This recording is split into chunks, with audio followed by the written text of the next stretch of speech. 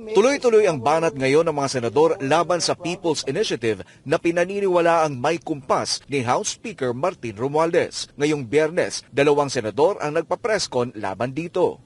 I've spoke to mayors in our province, at least to 4 mayors, who already admitted to me.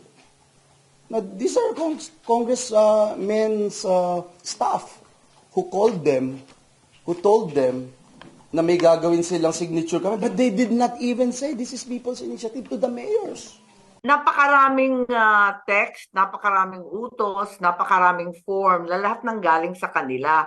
Yung schedule, yung timeline, yung form, clearly derives from the Speaker's office.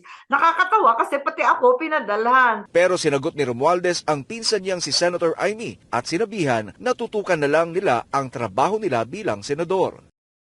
Yung mga kaibigan natin sa Senado, ibig na kung anong pinag-uusapan, kesyo PI, kesyo ano, ibig tapusin na lang yung trabaho nila.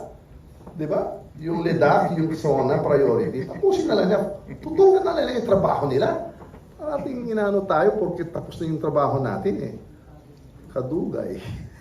Kaugnay nito ay aarangkada na sa susunod na linggo ang investigasyon ng Senado sa kontrobersyal na People's Initiative na nagsusulong ng charter change. Ayon kay Senator Amy Marcos na siyang mangunguna sa investigasyon, posibleng tutungo rin ang Senate Committee on Electoral Reform sa Davao City para dinggin ang laganap na reklamo ng umano'y bilihan ng boto doon. Sa pagdinig sa Senado ay imbitado ang mga departamento ng gobyerno na umano'y dawit sa PI, ang grupong pirma na inaming nasa likod ng Chacha TV ads, pati ang mga congressman ay pwede ring dumalo sa pagdinig.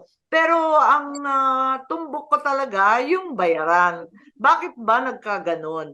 Ang problema lang, sa kabila ng napakaraming video, photograph, testigo na linikom ng media, baka wala talagang magturo ng sinong nag-utos.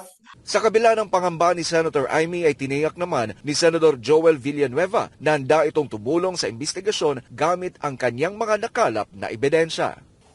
Again, meron akong database, may mga pictures, text, even voicemail. Congressman, mayor, governor. And if this will be allowed by the committee na i-admit, then I will raise this in the upcoming hearing.